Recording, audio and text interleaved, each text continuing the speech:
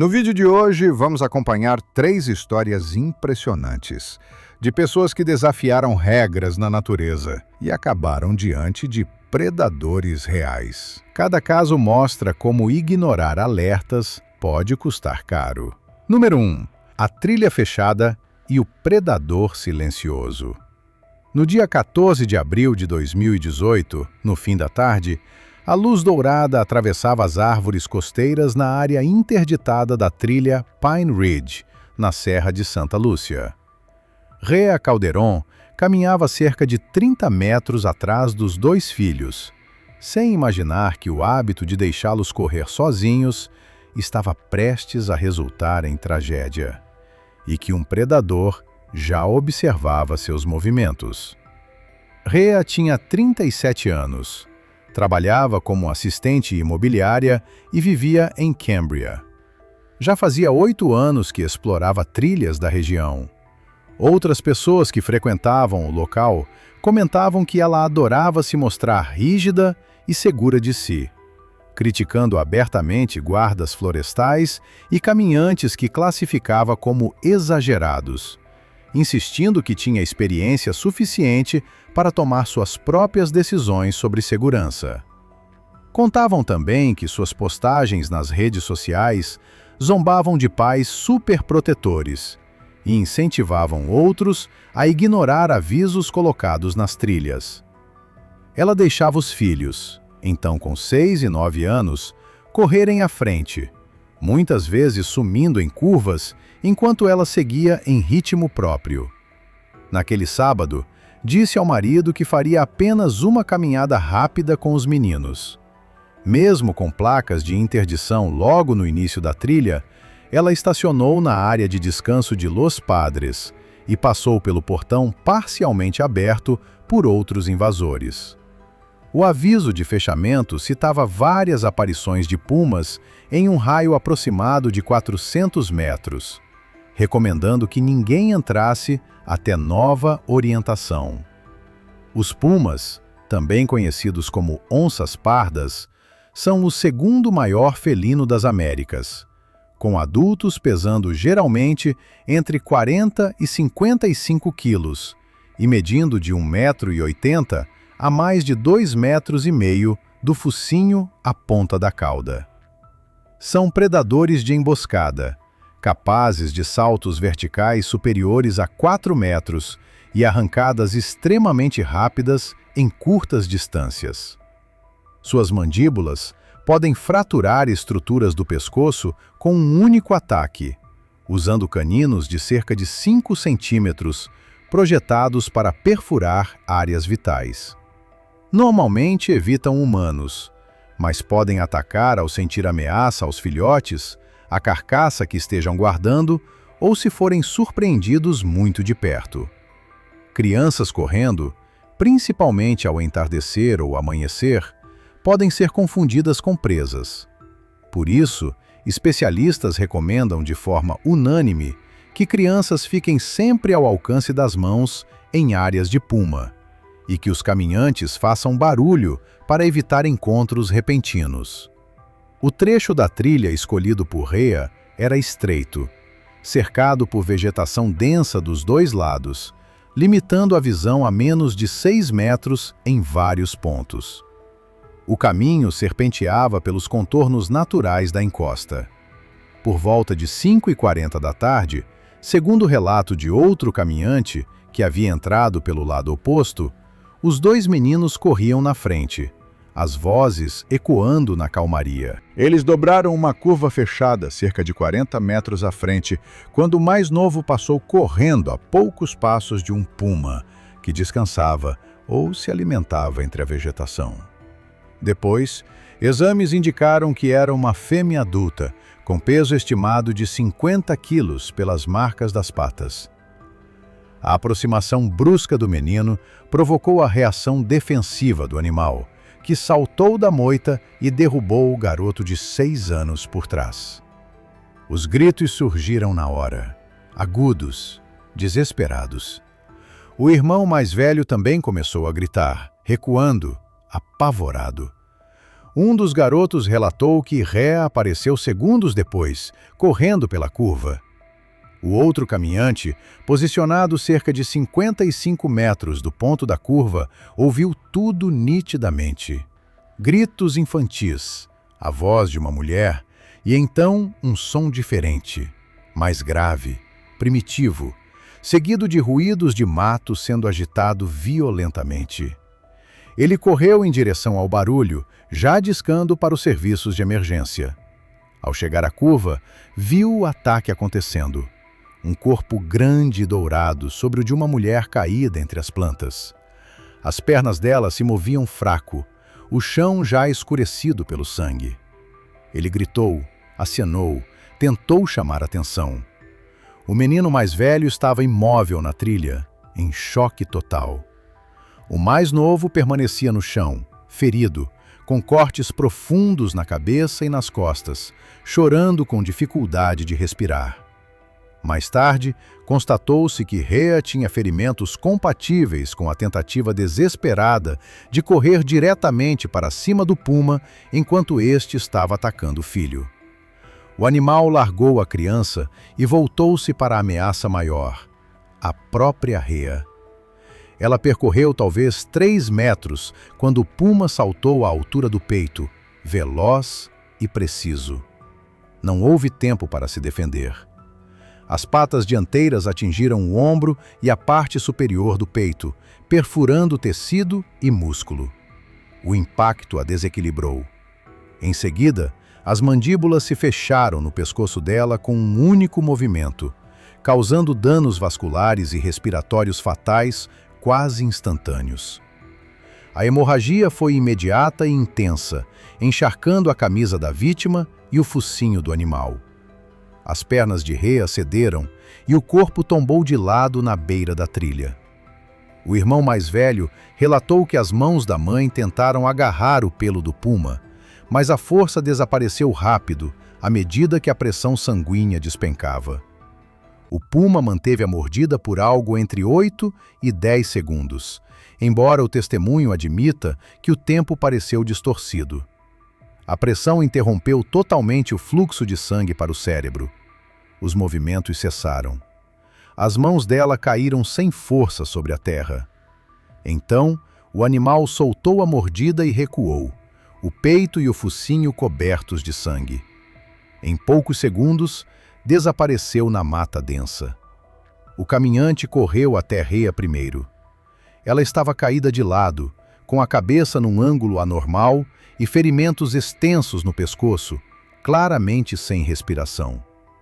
O solo ao redor estava escurecido por sangue. O atendente do serviço de emergência manteve o homem na linha, orientando-o a verificar sinais vitais e depois auxiliar na avaliação da criança ferida. As equipes de resgate e agentes ambientais chegaram por volta das 6h07 da tarde, pouco mais de 24 minutos após o chamado. Encontraram Rhea já sem vida, com lesões devastadoras e perda de sangue extrema. Devido à gravidade óbvia, nenhuma tentativa de reanimação foi feita. Ela foi declarada morta no local. O filho de 6 anos, cujo nome não foi divulgado, apresentava lacerações profundas no couro cabeludo, no pescoço e na parte superior das costas, compatíveis com mordidas e garras de grande felino. Foi levado de helicóptero ao hospital em estado crítico. O laudo oficial apontou morte por exsanguinação e falta de oxigenação cerebral, causada pela ruptura bilateral das artérias carótidas por mordida de puma, com comprometimento adicional das vias aéreas. A morte teria ocorrido dentro de 1 minuto após o ataque inicial. O menino não resistiu e faleceu 3 dias depois, por complicações relacionadas aos ferimentos, incluindo infecção e choque traumático. Na manhã seguinte, os agentes ambientais localizaram e abateram a puma fêmea.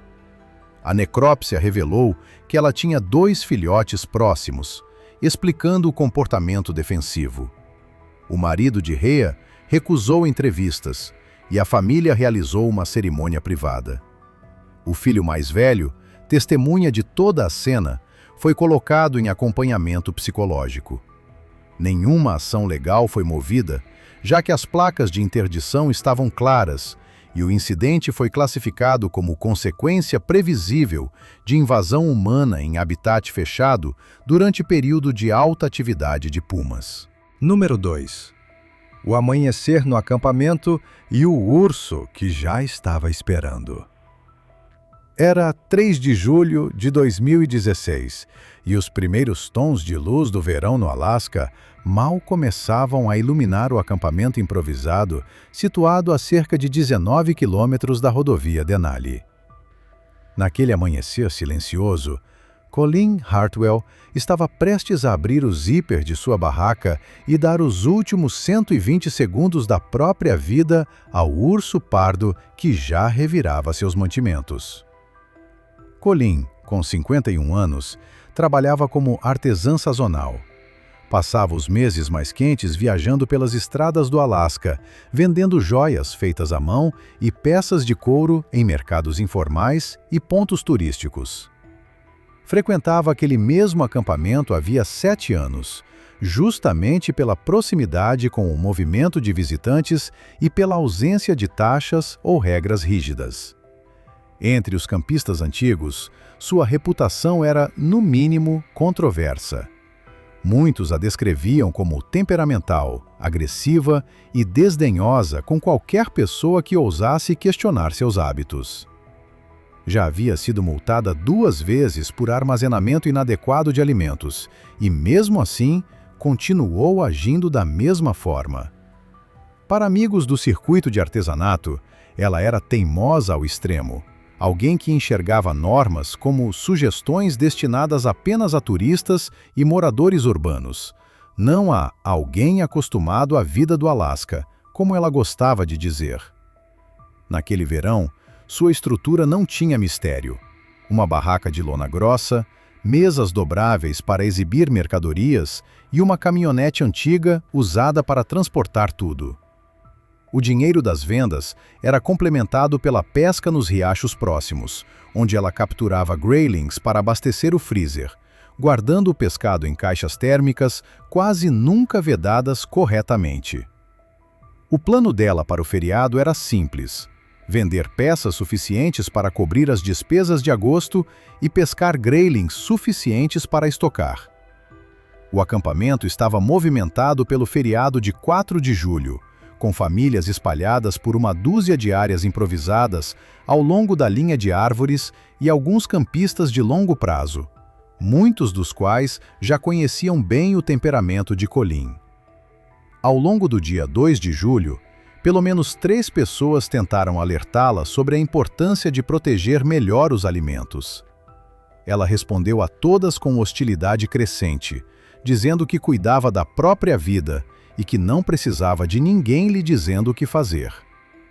Os ursos pardos do interior do Alasca podem pesar entre 180 e mais de 360 quilos, com machos frequentemente ultrapassando 270 quilos no meio do verão, época em que acumularam energia graças à temporada de salmões e frutas silvestres.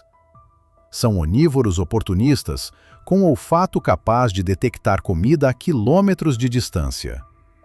Quando um urso aprende que humanos deixam fontes fáceis de alimento, perde o medo natural e passa a buscar ativamente acampamentos, lixo e caixas mal armazenadas, tornando-se extremamente perigoso. Vários campistas relataram ter visto um urso grande circulando pela área na noite de 2 de julho. Pelo menos 2 pessoas mencionaram o avistamento diretamente a Colin quando ela voltou da pescaria. Naquele dia, havia capturado 3 graylings de bom tamanho e, em vez de limpá-los longe do acampamento ou descartar os restos de forma adequada, abriu os peixes sobre uma lona plástica ao lado da barraca. Depois, colocou apenas os filés limpos numa caixa de isopor. O vizinho de área, Dale Pritchard, que conduzia um pequeno serviço de guiamento, aproximou-se por volta de 10 da noite para alertá-la sobre o risco que estava criando. Colin explodiu, acusando-o de querer mandar nela e encerrar a conversa com palavrões. O urso voltou entre 4h30 e 5 da manhã. Diversos campistas depois relataram ter ouvido algo pesado se movendo na vegetação, seguido do som plástico sendo rasgado. Dale acordou quando ouviu a tampa da caixa térmica sendo virada e, ao olhar para fora, viu claramente a silhueta enorme do urso iluminada pela luz crescente da madrugada, a cabeça enterrada nos alimentos de Colleen. Pegou o spray de pimenta e o rádio, mas hesitou. O alinhamento entre o urso e a barraca dela tornava arriscado disparar qualquer coisa. Antes que pudesse se reposicionar, um movimento chamou sua atenção. Colleen saiu da barraca naquele instante. Vestia apenas uma camiseta e calça de pijama, sem sapatos. De acordo com vários testemunhos dados aos agentes ambientais, ela começou a gritar imediatamente com o urso, de forma agressiva e alta. O urso levantou a cabeça, com restos de peixe ainda presos ao focinho. Em vez de retornar à barraca ou recuar devagar, Colleen pegou uma cadeira de acampamento e avançou na direção dele, levantando a cadeira acima da cabeça e continuando a berrar. Dale gritou para alertá-la, mas ela ignorou. O urso deu 2 passos em sua direção, a cabeça inclinada, sinal claro de agressividade, mas que Colleen não reconheceu ou simplesmente escolheu não levar a sério. Agora, ela estava a menos de 6 metros de um animal que pesava pelo menos 500 quilos a mais que ela. O ataque aconteceu em menos de 3 segundos. O urso fechou a distância com velocidade assustadora, movendo-se com a precisão de um predador decidido a proteger uma fonte de alimento. Ele atingiu Colleen com a pata dianteira direita, num golpe amplo que acertou o peito e o ombro. Um impacto tão forte que as testemunhas ouviram o som seco do golpe, seguido do estalo de ossos fraturando. O externo de Colleen quebrou imediatamente. As costelas cederam para dentro e ela foi arremessada quase 2 metros para trás, caindo de forma brutal no chão. O urso saltou sobre ela antes que pudesse reagir. Erguer-se não foi possível. O animal desabou todo o peso sobre o tórax dela, esmagando-o ainda mais. Uma das costelas perfurou o pulmão esquerdo. Os gritos dela acordaram vários acampamentos num raio de mais de 90 metros. O urso, então, abocanhou a cabeça de Colleen, acima da orelha esquerda, com os caninos perfurando o osso temporal e penetrando no cérebro. Mesmo após os gritos cessarem, o urso continuou o ataque por quase 2 minutos, mordendo repetidamente o peito e o pescoço. O corpo já estava completamente imóvel em menos de meio minuto, mas o urso continuou o ataque com precisão fria. Ele mordeu o alto do tórax, as costelas estalando a cada compressão. Dale acionou seu rádio, enviou as coordenadas e informou o ataque ativo. A base de patrulha mais próxima ficava em Kenwell, a cerca de 51 quilômetros por estrada. Depois de alguns minutos brutais, o urso parou e permaneceu sobre o corpo, respirando pesado, o peito coberto de sangue. Pegou então o resto de um dos peixes e se afastou lentamente em direção à mata, desaparecendo entre a vegetação densa. Os patrulheiros chegaram 38 minutos após o chamado. Encontraram Colleen sem vida, estirada numa poça de sangue a cerca de 4,5 metros da barraca. O relatório preliminar apontou ferimentos devastadores na cabeça, no pescoço e no peito. O crânio apresentava diversas fraturas e perfurações compatíveis com mordidas de urso. A região do pescoço estava dilacerada, expondo a coluna cervical. As costelas estavam quebradas dos 2 lados, algumas chegando a perfurar a pele. O médico responsável concluiu que a morte ocorreu por trauma maciço na cabeça e por exsanguinação causada pela ruptura da artéria carótida. Os agentes ambientais rastrearam o urso durante a manhã, seguindo vegetação derrubada, marcas de sangue e fezes recentes. Ele foi encontrado cerca de 3 quilômetros e 200 metros do acampamento e abatido. A necrópsia revelou tratar-se de um macho de 12 anos, pesando por volta de 290 quilos, com grande quantidade de restos de alimentos humanos no estômago. O acampamento foi fechado temporariamente e placas alertando sobre a presença de urso foram instaladas.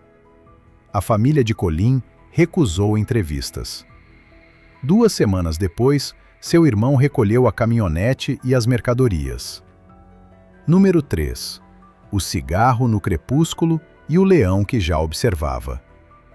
Era 18 de setembro de 2014, e os últimos raios do sol equatorial atravessavam as acácias na borda de um lodge de safari próximo a Hoedspruit, em Limpopo. Maria Cavoslo caminhou além da fileira de lampiões com um cigarro entre os lábios, prestes a descobrir que, para um predador de topo, arrogância e descuido têm o mesmo cheiro. Maria tinha 42 anos e trabalhava como administradora em uma empresa de telecomunicações em Pretória. Colegas a descreviam como combativa e indiferente a normas de segurança, do tipo que remove exigências de uso de capacete porque as considera incômodas. Em poucos dias no lodge, ela já havia conquistado fama entre hóspedes e funcionários. Reclamou em voz alta durante a apresentação de boas-vindas, chamando de absurda a regra que impunha escolta após o anoitecer. Insistia que leões não chegavam tão perto das instalações e que os guardas exageravam para justificar o salário. Era fumante pesada, chegando a consumir quase 2 maços por dia, e discutiu com funcionários em 2 ocasiões quando insistiram em acompanhá-la para fumar fora da área segura depois do pôr do sol. O aviso daquela manhã fora explícito. Ninguém deveria ultrapassar a zona iluminada após o anoitecer. O chefe dos guardas, Peter Dwight, reforçou na hora do almoço que rastros frescos indicavam a presença de pelo menos 2 machos jovens circulando o perímetro leste havia 3 dias. Mais tarde, Tandy, uma funcionária do lodge, encontrou Maria fumando perto do limite da propriedade durante o dia e alertou que leões costumam reutilizar rotas de aproximação, especialmente ao crepúsculo, quando caçam com mais eficiência. Maria respondeu aos gritos, dizendo que não pagara tão caro para ser aprisionada. Leões africanos são predadores de elite capazes de derrubar presas maiores do que eles mesmos. Machos adultos podem pesar entre 160 e 250 quilos. Embora sejam mais ativos à noite, o período de luz morrente lhes dá vantagem. Sombras longas, baixa visibilidade e ambiente silencioso. Machos jovens expulsos de seus bandos vagam territorialmente, caçando de forma imprevisível e, às vezes, buscando presas mais fáceis. Por volta das 6h40 da tarde, cerca de 20 minutos após o pôr do sol, Maria saiu de seu chalé, carregando cigarros e isqueiro. 2 casais sentados no deck principal a viram caminhar com firmeza em direção à extremidade leste do gramado.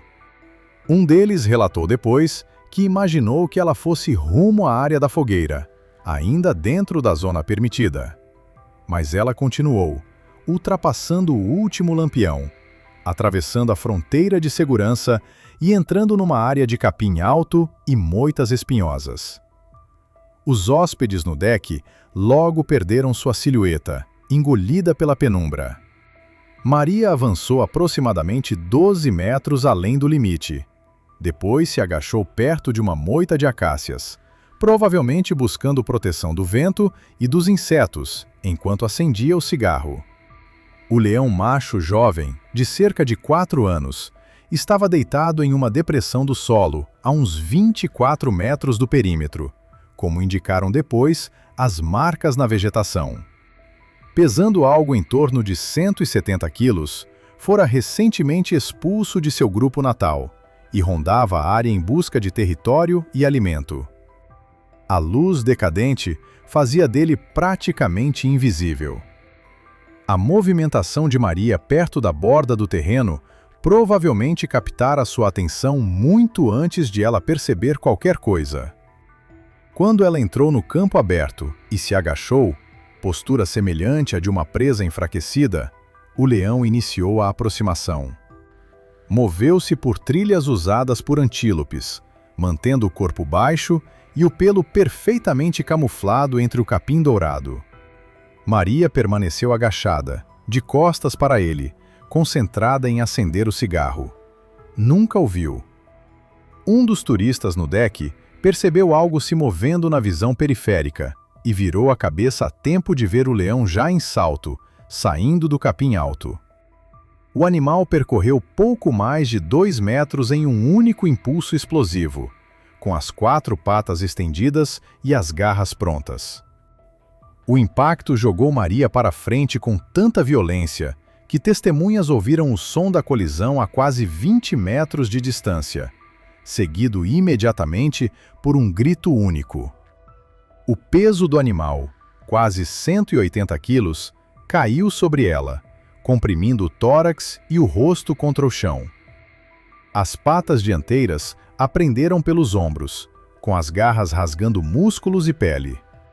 Antes que conseguisse soltar outro grito, o leão fechou as mandíbulas na parte de trás da cabeça dela, com os caninos atravessando o crânio. O som parou instantaneamente. O leão então começou a arrastá-la para dentro da vegetação mais densa, puxando o corpo inerte pelo chão, com sangue escorrendo e marcando o rastro no solo. Ele a arrastou por cerca de 4,5 metros até uma área de arbustos espinhosos, onde reposicionou a mordida. A próxima investida atingiu a parte posterior do pescoço, abocanhando a coluna cervical. O animal sacudiu a cabeça, fazendo o corpo dela balançar como um boneco. Mordeu novamente mais acima, depois no alto das costas. Um rosnado baixo e constante permaneceu audível por cerca de 20 segundos, interrompido apenas quando o animal pareceu notar a comoção no lodge. Um dos hóspedes gritava por ajuda desde o primeiro impacto. O funcionário que ouviu o alvoroço correu para o escritório e acionou o rádio. O gerente do lodge, portando espingarda conforme o protocolo, correu até o limite seguro, mas não avançou. A escuridão impedia qualquer disparo seguro e havia risco de atingir hóspedes. Peter, o chefe dos guardas, estava a aproximadamente 360 metros fazendo ronda, quando recebeu o chamado. Chegou ao local com uma caminhonete equipada com holofote cerca de 7 minutos depois do ataque. Assim que ligou a luz, avistou o leão ainda agachado sobre o corpo de Maria. Ele disparou 2 tiros de advertência.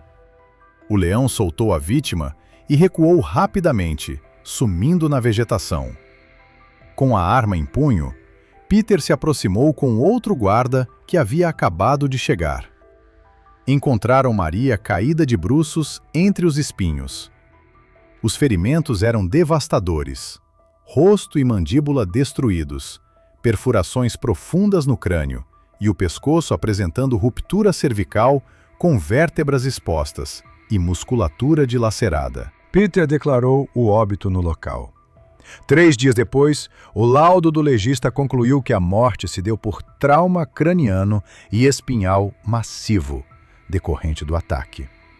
O lodge suspendeu imediatamente todas as atividades e permaneceu fechado por 2 noites enquanto autoridades rastreavam o leão.